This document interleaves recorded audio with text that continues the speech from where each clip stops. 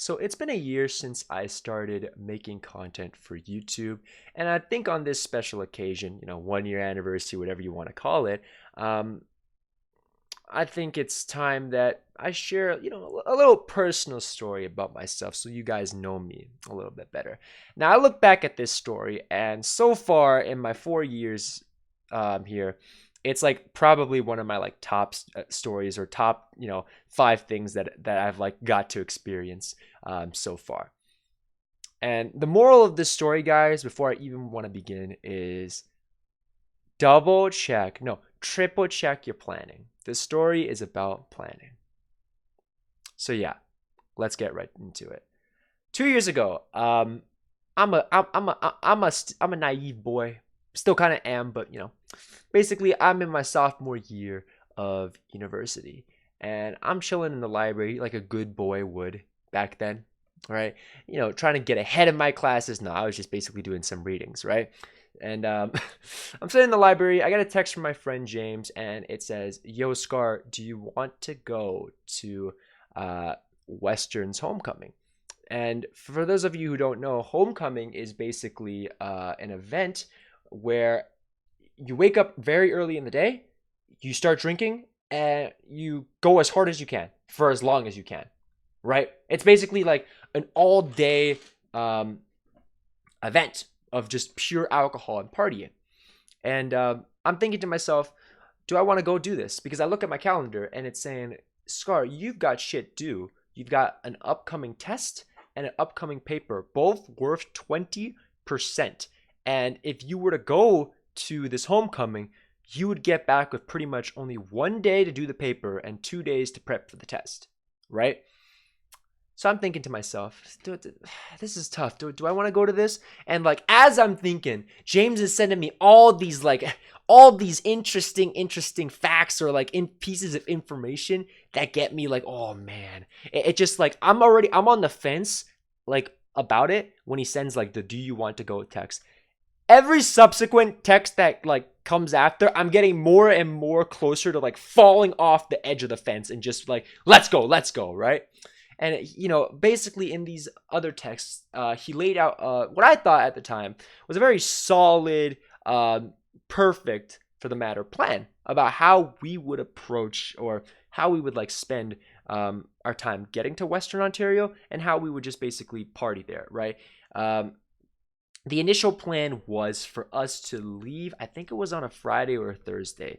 Yeah, I would finish class. I would meet up with him, and then we would drive to Kitchener Waterloo because it was already late at night. And well, that was the justification at the time, right? We'd drive to Kitchener Waterloo first in order to link up with a friend that also wanted to go to this homecoming.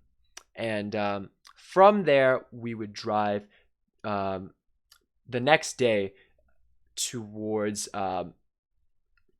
London, right? Basically, where the University of Western Ontario is.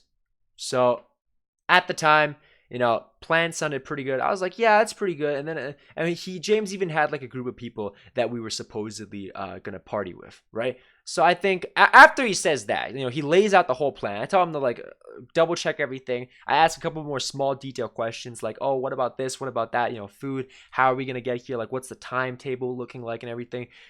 Basically, after all is said and done, I'm like, hell yeah, let's go. I even call up a friend of mine at the time, and she's like, Scar, don't go. This sounds like a terrible idea. And I'm like, kind of want to go though. I really kind of want to go. Homecoming, right? I had never been to one of these ever. Like this would have been my first, and I'm like getting so tempted. And finally, I just pull this trigger and say F it, right?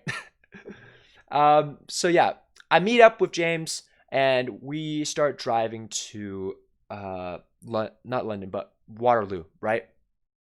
And it's a damn long drive. It's like a 6 hour plus drive. Like, yeah, 6 hours.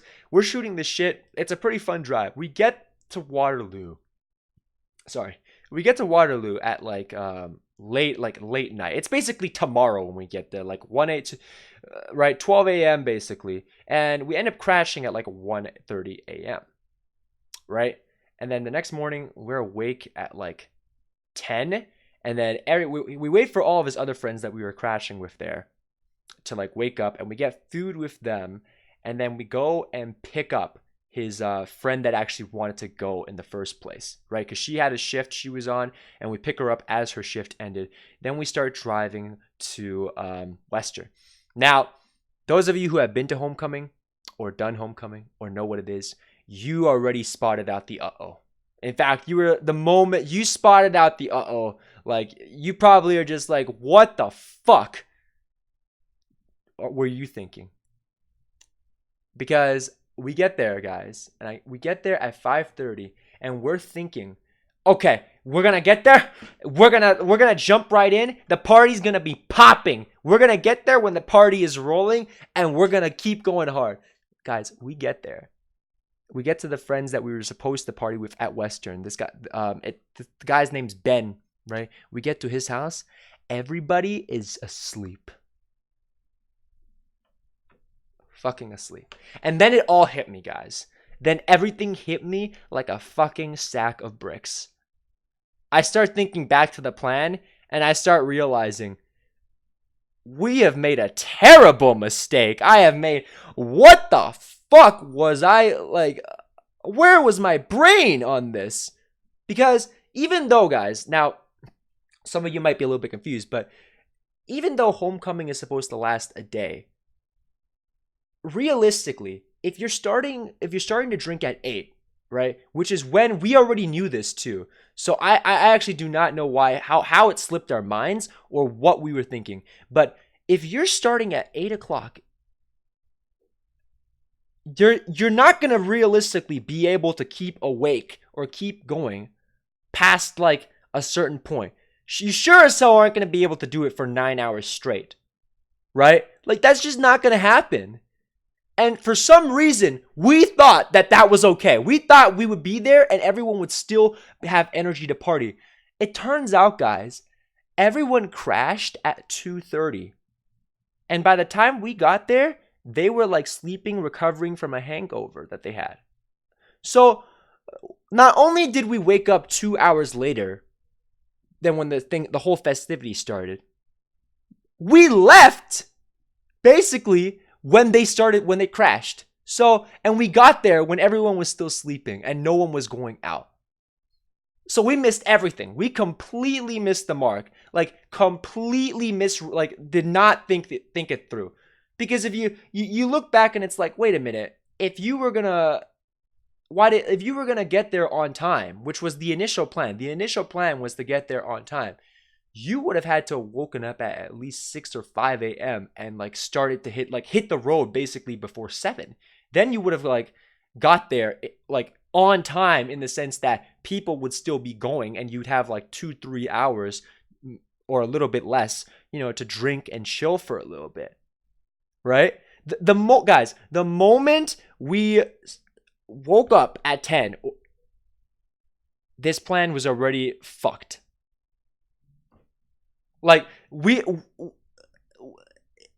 I'm being quite honest, the whole idea to stay at Waterloo and not just drive straight to London and wake up the next morning, that's when it was fucked. Some of you are thinking that, and I agree with you. That's when we were fucked. But, like, realistically, it was just fucked from the very beginning. Because we obviously had no sense of time whatsoever when it came to this homecoming. And, yeah. We were basically like, so, and you know what happens? This is the most, at the time, it was the most uncomfortable situation I was in. Ben wakes everyone up and he sees like we're a little bit distraught, right? He throws us a pity party, a fucking pity party. You got people like half awake trying to play drinking games and they're like all drowsy and shit, and it's like. I'm looking around. I got my bottle, and I had bought something. I had bought some expensive alcohol for this shit because I was like, man, I'm gonna get hyped up, guys, right? And I didn't get to drink any of it because I was like, this is not worth it. This just isn't worth it, right? I look at my bottle of alcohol. I look at the money I wasted. I look to both my sides. James's friend, she's like, what the fuck? I look at James. He's like, man, I'm gonna start drinking. I want to forget about the embarrassment, right? And he just starts drinking. I look over to his friend. I'm like, are we gonna stay here? Because we asked them what their plan was, and they were like saying, "Oh, we're gonna chill for 2 more hours, and then we're gonna go out at like 8, 9 o'clock at night, and then party." And then like, I looked at James. I'm like, "Are we staying for this shit? Do you really want to stay?"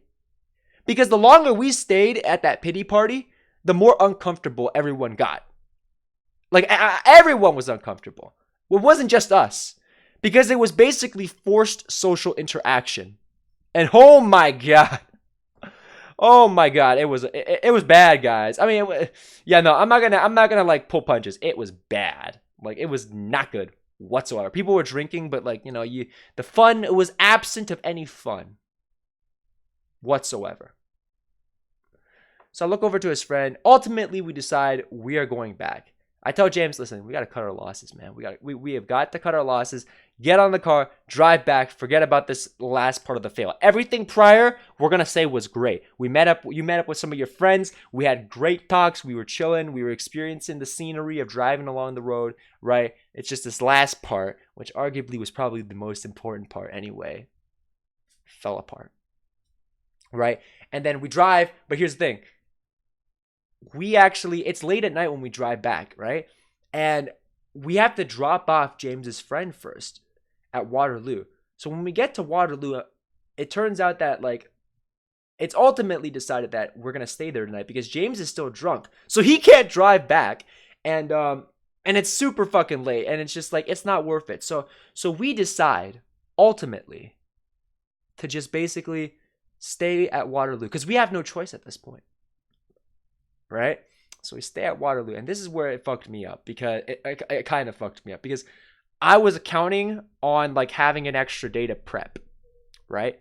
I lost that day because we stayed at Waterloo that night because the next morning we woke up, right? We had to get everything sorted, wait for everyone else to wake up, and then from there on outward, then we drove back. We drove back at like noon, right? Everyone we left at noon.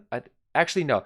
We left at like we left at noon, drove back home, and I get back home. I crash immediately, guys. I just fall asleep for 6 hours because at this point I'm just like exhausted, right? And you know what I do?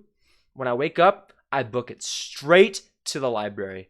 And then I get there at like 12 at night, right? Basically late at night. And I'm there. I find the darkest corner, most secluded corner I can. I hunker down, plug in some headphones, noise-canceling headphones. Don't even play any music. Just don't want to be disturbed. And I spend 10 hours working on that damn paper. Nonstop. 10 hours nonstop. Next morning, paper's due at 10. Hand it right in. Go home. Crash. Wake up. Prep the notes for the test. I get that paper back a week later, guys. It was the highest grade in the class. And it wasn't shit. It was like an A. And then it was at that moment, guys. I mean, I don't believe in religion. But at that point, I kind of had to. I was like, by the grace of whatever's up there, thank you. You gave me my one chance to fuck up. The test would go mediocre. But that grade, it made me feel so much better about the whole thing. But yeah, guys. Moral of the story. Plan and double check your plans. Have a good planner because you don't want to be in that type of situation.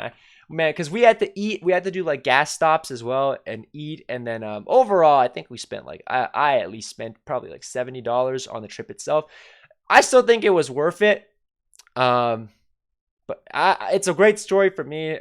It's pretty funny, and yeah, it was an interesting time. So.